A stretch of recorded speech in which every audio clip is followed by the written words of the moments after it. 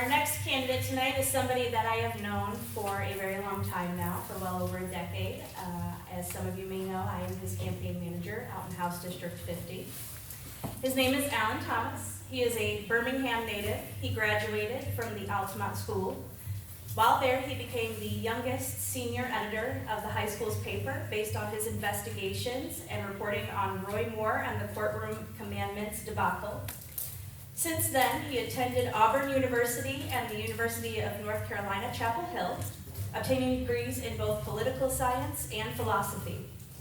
During his professional career, he has worked at the Alabama Center for Law and Civic Education.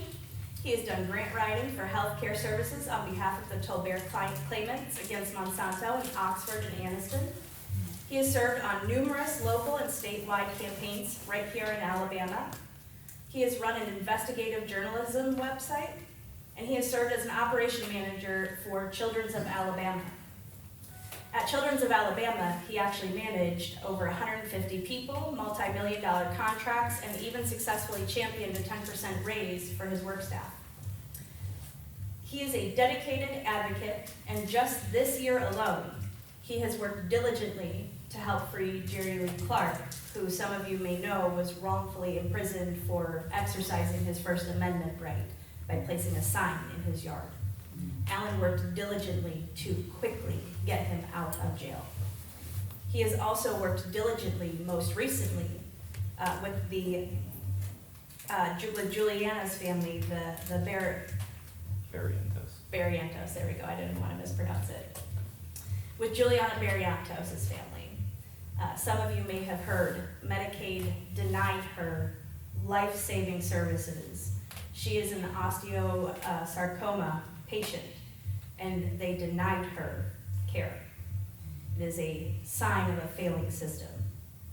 Alan immediately got involved, immediately got on the phone with people, and within days, Medicaid overturned that decision and decided to go ahead and grant her life-saving services. And the latest update on that is that just yesterday, she successfully made it safely to Texas, where she will receive the surgery that will save her life. He is running for House District 50, Alan Thomas is.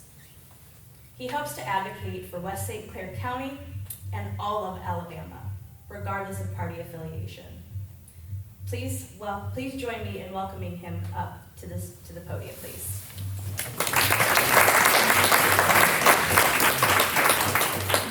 Good evening, everybody. Good evening. Today's venture into Alan Thomas is an interactive event. I don't have any real prepared remarks, so I need to see everybody involved today. Who here is from Moody?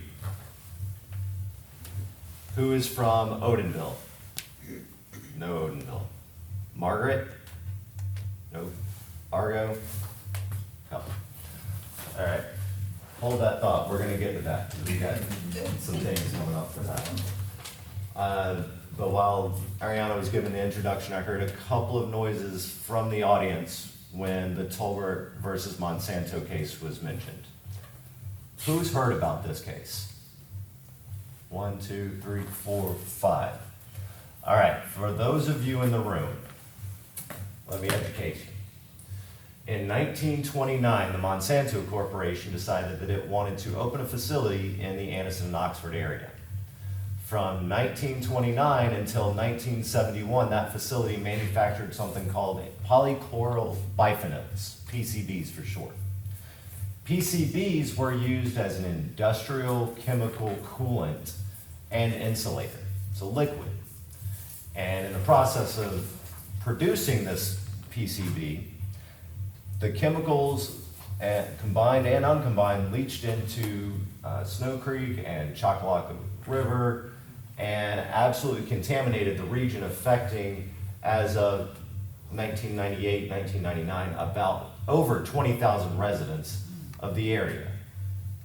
There were birth defects, birth fatalities, cancers, kidney issues, liver issues, pancreatic issues, one of the worst environmental disasters that the nation had ever seen at the time in 1971.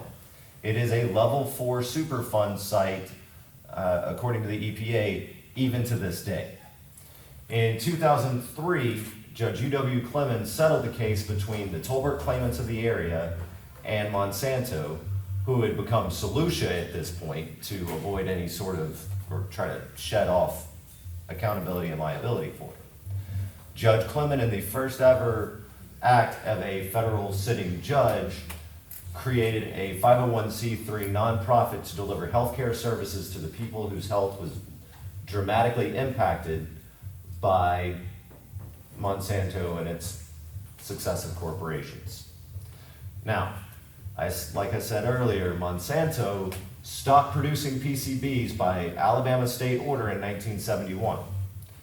The federal government waited until 1979 to declare that PCBs would be illegal to manufacture, produce, own, or use anywhere in the country. So the state of Alabama was 8 years ahead of its time at that point, protecting our state. What's our state motto? Anybody? We dare defend our rights. We dare defend our rights. That's what we did back in the 70s. We dared defend our rights. We employed states' rights to protect our own people, our health. And here's how this all trickles down into today.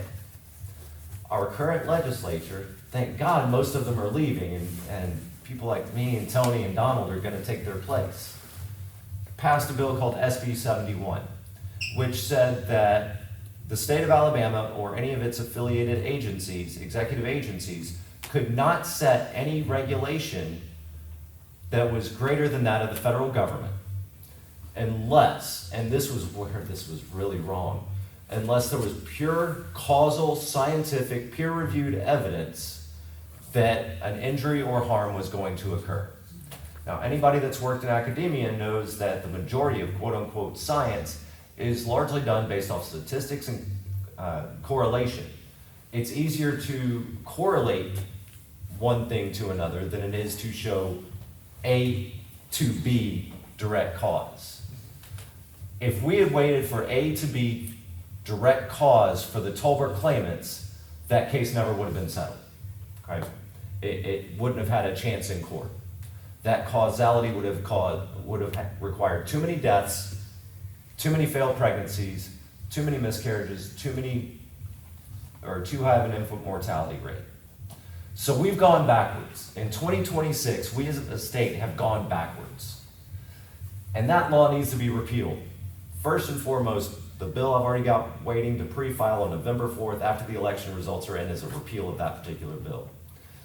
But I use that more to highlight just how much this trickles into everything else. Tony mentioned we've got healthcare deserts. We've got access to healthcare issues. We've got medical cost issues that we have to deal with. Well, this particular law is going to impact the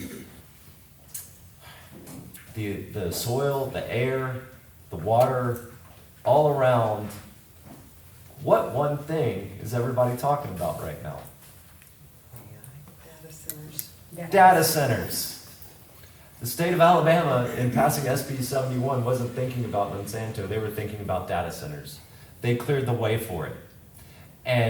Or for the way for them. There we go. That's correct.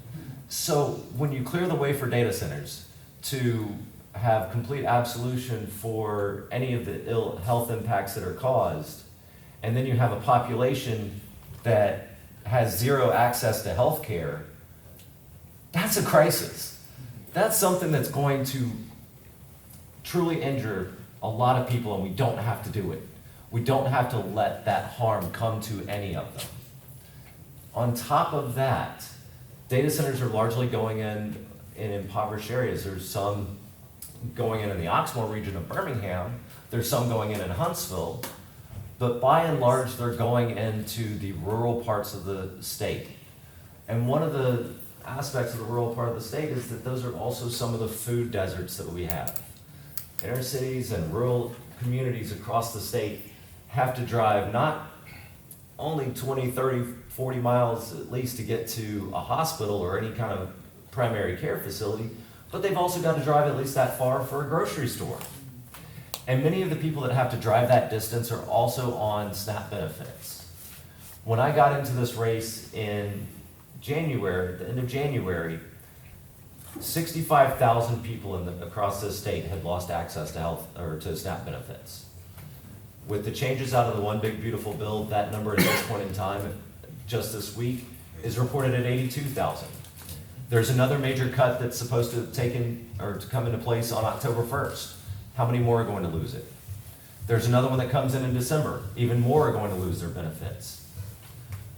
We've gone from having 125,000 people that did not have health care in this state to, thanks to the One Big Beautiful Bill, over 300,000. So we've got close to 100,000 people that are already food insecure, which means they're malnourished and their immune systems are less likely to fight off disease.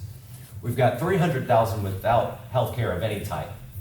And then we've got a vast majority of the state that has to drive just too far to even access health care. So when we have the data centers come in that have carte blanche access to do whatever, maybe it harms people, maybe they don't. When we've got graphite mines coming in, strip mining 1,200 acres, sending all sorts of dust plumes, chemicals, et cetera, into the air so that we can add the graphite to the lithium-ion batteries. When we have treatment plants coming in to discharge into our waterways, we're going to find out what trickle-down healthcare means. We already know what trickle-up economics is. It becomes less affordable for you and me, and they get richer, right? But this trickle-down healthcare, we're really going to feel the impacts of it. The laws that they're passing, the bad policy that they're passing, is going to starve us out of existence. It's going to injure us out of existence until we don't have a voice to fight with remaining. And we can change bad policy. We can put in place good policy. And we can prevent harm that just does not need to happen. That's my spiel on that. But real quick, because I did want to speak to the people in the room about one other little irony about what has generally been considered conservative talking points. We need to protect our state's rights, but another thing that we need to do is we need to have a little bit more fiscal responsibility. Since this particular group of legislators has been voted in, we've gone from a state budget of about $9 billion to this year it's over $14 billion. A lot of that money is going to lawsuits, a lot of it's going to prisons, but a lot of it really isn't going to health or to education where it needs to go to. Choose Act this year is going to cost the state of Alabama $250 million. If you broke that $250 million out by each county, it would be about $3.9 million per county that those public schools are losing in funding. Of the 49,000 students in Alabama that are taking advantage of the Choose Act, less than 9,000 are actually public school students. So over 40,000 kids in the school were already going to private school or were homeschooled. They're getting the money that the public schools should have had. The private schools are. And that's a major reason why the Choose Act needs to be repealed. But here's the crazy thing. I know the people of Moody know that their property taxes just went up by 15 mils not too long ago. That was under Republican administration. City of Springville, which is also part of House District 50, had their property taxes go up by 15 mils under a Republican administration. Most of that money is going straight to the athletics departments, not to the academics, and definitely not to teacher salaries, not for school supplies, not for academic instruction. It's going to athletic facilities or to build brand new buildings that certain individuals get to put their names on. If we broke that out, House District 50 would have about $2 million from Choose Act money, just from Choose Act money that could go to the schools. But the city of Odenville and the Odenville School District wants to do another 15 mil so that they get exactly what Moody just got and what Springville has. But what's really going to impact is the people of Argo.